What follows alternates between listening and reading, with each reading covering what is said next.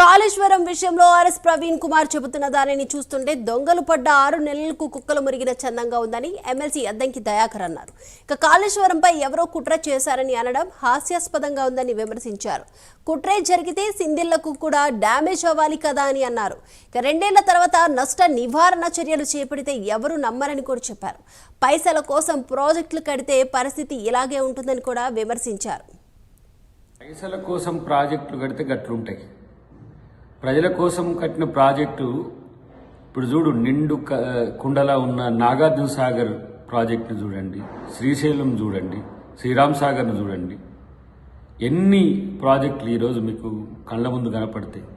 ఎప్పుడో వెనకటికి కడెంలో కట్టినది మునుక్కుంట తేలుక్కుంట కూడా ఇలా ప్రజలకు సేవలు అందిస్తున్నది కడెం ప్రాజెక్టు. కానీ మీలాగా కుంగిపోవడం, మీరు కట్టిన ప్రాజెక్టులాగా కుంగిపోవడమో, బొంగలు పడడమో, లేకపోతే 3 పిట్టగోడలు కడితే పిట్టగోడలు నిలవలేక కింద పడ్డదాన్ని కూడా ఎవరో పేల్చిందని అంటే అక్కడ బీజేపీ నాయకులను పోనీయరైతురి, కాంగ్రెస్ నాయకులను పోనీయరైతురి, జేఏసీ నాయకులను పోనీయరైతురి, తెలంగాణ సమాజాన్ని ఎవరిని అక్కడికి పోనీయరైతురి మీరు కట్టిన మహా ప్రాజెక్టు దగ్గరికి. మరి మీరే పోయినరు.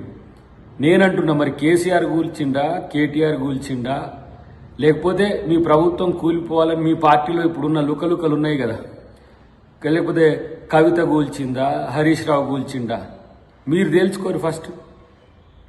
మీలో మీకు పడక మీ పార్టీలో మీకే లుకలుకలుండి ఆ రోజు మేము అటు పోతే అరెస్ట్ చేసిన ప్రభుత్వం మీది.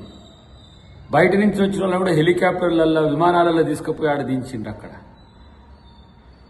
కాబట్టి ఇలా మిమ్మల్ని ఎవరైనా నమ్ముతారు అనే ఆలోచనను బంద్ చేయండి.